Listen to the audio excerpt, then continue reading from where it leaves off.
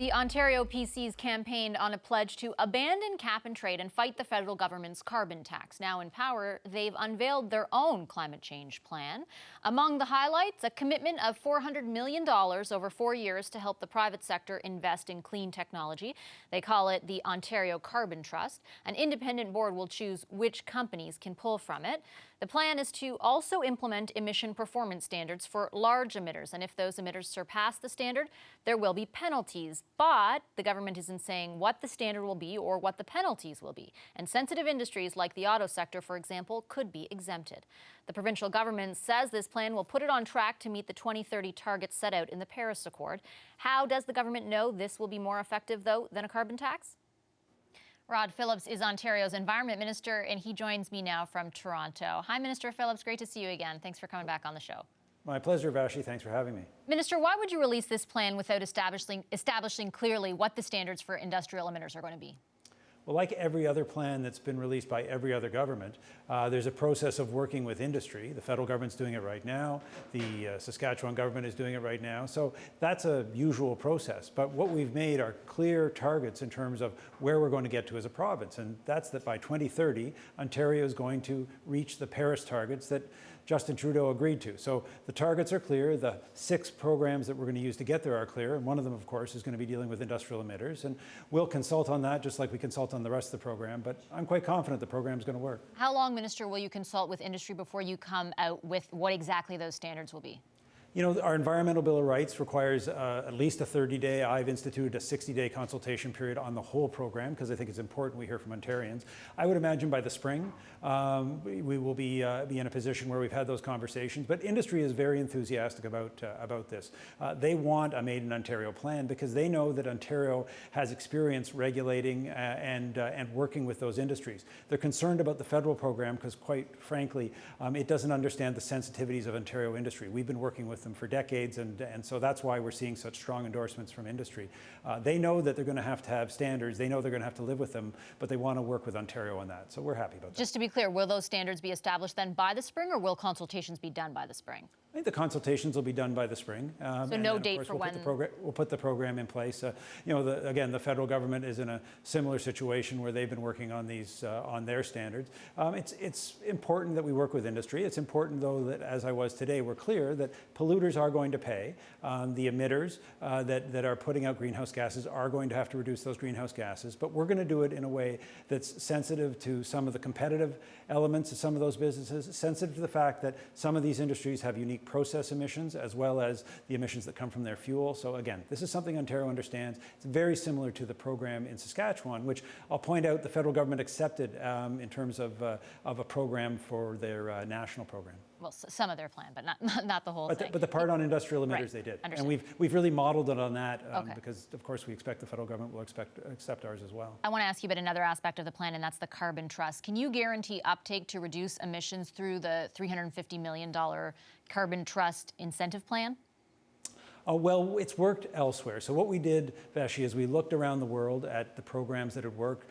This one comes from the New York Green Bank primarily, where they were able to get $4 for every $1. So $4 of private money for every $1 of public money. And they do that by investing in later stage opportunities. This isn't about trying to pick winners in early stage technologies. This is about trying to look at the opportunities to reduce emissions through things like large scale retrofits or investments where the private sector will make part of the investment. It just needs that little bit of public money. So it's been very successful in the UK, very successful in the United States, as I mentioned, the New York Green Bank. It gets us that 4-to-1 leverage on public dollars and helps us hit our targets, hit those Paris targets for 2030, 30% reduction. When will the details, though, of how the incentives work be finalized? Again, as I said, with the Environmental Bill of Rights, we consult on all these things. We're going to be out to consult on how that can best work. So you should expect in the spring that all of these programs start to now move into the execution phase. But that's, again, typical of a plan like this, where work has to be done to see how it fits, to make sure that we're working properly, that we're getting the right. We're fortunate in Toronto, somewhat like New York. We have such great financial expertise here between the pension funds and other funds. So I'm confident that Ontario's expertise in finance is going to make that a real winning program. If at this point, though, we don't know what the standards for emitters are going to be, we don't know the final details of how this trust is going to work, how can your government actually guarantee that those targets that you've set now, that you've agreed to, the Paris targets, will actually be met? Well, the important thing to remember when it comes to targets is that the targets were set based on 2005 emissions. And Ontario, unlike the rest of Canada, has made significant progress. So we have already reduced emissions from that 2005 point by 22%. So we're really talking about that last 8%. I'm not saying it's going to be easy, but Ontario has already made much more progress than the rest of Canada, which frankly is 3% above. They've gone up 3%, we've gone down 22 in terms of emissions. But that said, we use the best modeling, we use the same experts that all of the other governments have used in terms of determining what the likely outcomes of all these programs were, including our program with industrial emitters, including even in the carbon absence, tax, though, including of things like conservation and other things. So the plan on page 23, and I have the plan right here, on page 23 lays out each of those areas. And of course, we will be confirming that, but we're quite confident because it's based on all the best science and expertise that have been used for every other climate plan. What are the consequences? How can Ontarians hold your government accountable if those targets are not met? Well, we're going to update the plan every 4 years, so we're going to obviously report on it in the meantime, but we will check against performance, against expectation every 4 years. Again, typical of climate plans. We are talking about a 12-year plan, but I think the important thing for Ontarians to know is that we believe that this plan makes sense. Again, it has been run through by experts. We had over 8,000 ideas and feedback, 150 stakeholder consultations working on it. It represents the best thinking about how to do this. But it doesn't represent a carbon tax. It doesn't put a carbon tax that would be punishing Ontario families into our economy at this time. And that's one of the things that we ran on. So we're quite proud of that. At least we know the details of how that carbon tax will work now, according to the federal government. There are a lot of details missing from your plan that makes it hard to understand how your government can guarantee, even if it is just an extra 8%, how those Paris targets will be met. Well, actually, we don't know a lot of the details about the carbon tax. We've heard from the Environment Minister that it's going to start at $20, go to $50. That, of course, would be $648 per family every year. And then it will have to grow because we know that that's not enough to hit their targets. So our plan actually breaks out. When I hear people talk about the carbon tax and equate it with the climate plan, what they don't understand is the sophistication and how complexity of climate means we need lots of solutions. And as I said, Ontario is already 22% reduced emissions, going to a target of 30. We can get that last 8% with this plan by dealing with polluters, by using technology, by using conservation, which is one of the things we also modeled, the adoption of electric vehicles. So this is a real credible plan. It's a plan that will get us to the targets that Justin Trudeau and Kathleen McKenna agreed to when they were in Paris in 2015. And I expect that they'll be pretty happy to hear that we're aligning our targets with the national goals that they've set for our country. And I will be asking Minister McKenna that in a few minutes later in the show. But before I let you go, I do want to ask you on the subject of those targets and what the federal government and others in Canada agreed to. There is another conference happening next month. There was a lot of pressure on countries, thanks to a couple of reports out from the UN, to actually be more aggressive in setting the targets to have a more meaningful impact on reducing emissions and on the temperatures.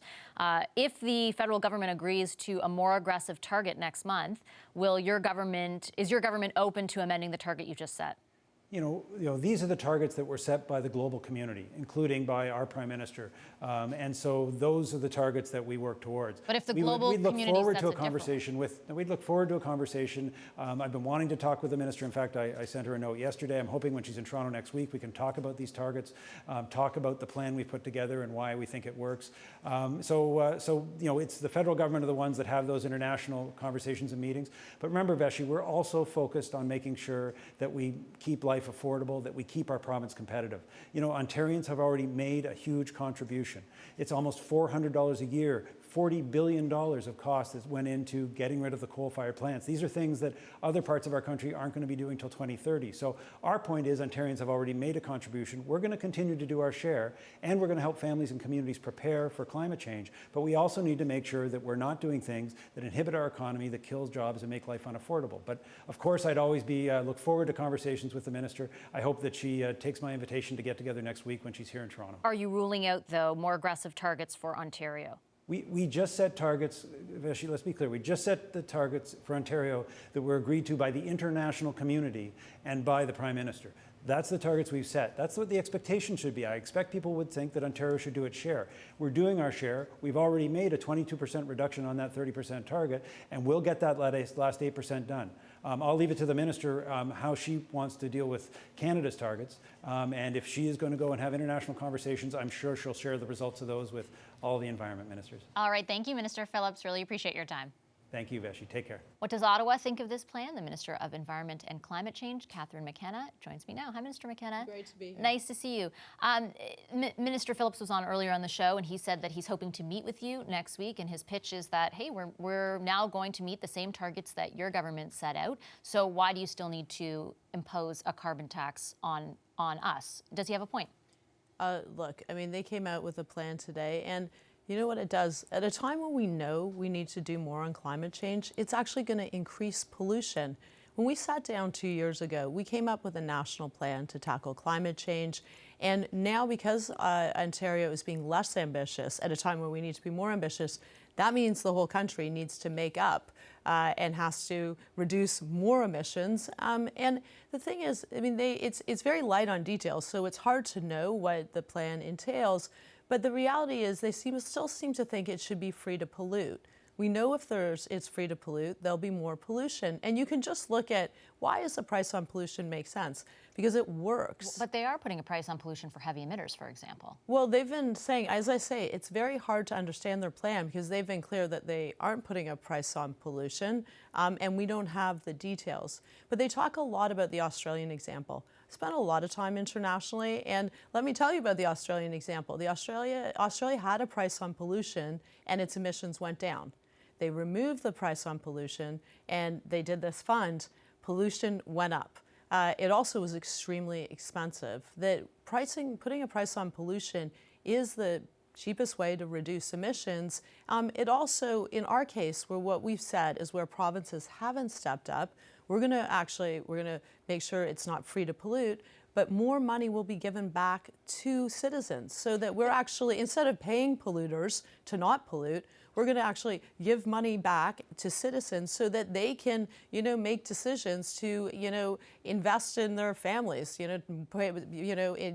do more after-school activities. If they meet the targets that your government has set out, those Paris 2030 targets, how is that not stepping up?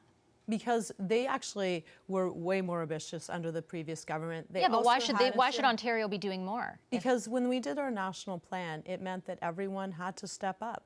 So and Ontario has to step up more than other provinces? Ontario's backtracked. Well, this is what they've done. That they're increasing the amount of pollution they're going to be putting out there. But it's the same targets that your government committed to. But everyone is part of this. So you saw the resistance. Is everyone there going to be doing that? Is everyone going to reduce their emissions across the board? What we did is we have a plan that was across the country. So now there's a hole. As a result of Ontario stepping back, they're going to pay polluters to not pollute. It sounds like, as I say, we don't have details. What we're doing is we're saying it's not going to be free to pollute, and we're going to give more money back to folks. But this is about taking measures that we know that work. Are you saying that you don't think their measures will work, that they will not hit those targets? Well, I think it's one, I don't know if they will because we don't have the details. In Australia, if they use that as an example, Australia has shown that they won't. But they're also increasing the pollution that the previous government had a plan, it was working, it was built into our national plan. Now we have to all, across Canada, figure out how we're going to, because they're increasing the amount of pollution in Ontario, we got to figure out how we're going to reduce pollution across the board. I don't understand how you mean they're increasing pollution. Like if they're saying they're going to reduce their emissions to do what was agreed to in Paris, how is that increasing pollution? Because it's worse than the targets set by Kathleen Wynne? Like it's less aggressive? Basically it is less aggressive. It is going to reduce a lot less pollution. But it's still reducing some. Basically, they're relying on the reductions that were already made. These were reductions when the Liberal government phased out coal. Well, we'll see, because as we say, we have no details on this. And you know what? We need to be more ambitious. We know this. We had a report from the United Nations that said that we have a generation to act. Are you going to set more ambitious targets? Well, I mean, when provinces like Ontario increase the amount of pollution that Canada has, it is harder. So if you don't become more aggressive in setting targets, as the UN has spelled out Canada needs to in order to meet its commitments, you don't think that that's Ontario's fault? Well, everyone is in this together. That's why we did a national plan. We all sat down and said, okay, as a country, how are we going to meet our targets? So yes, if a province pollutes more, it is harder for everyone. We're committed to meeting those targets, but I will say now it's going to, fall to more people. It's going to be more expensive.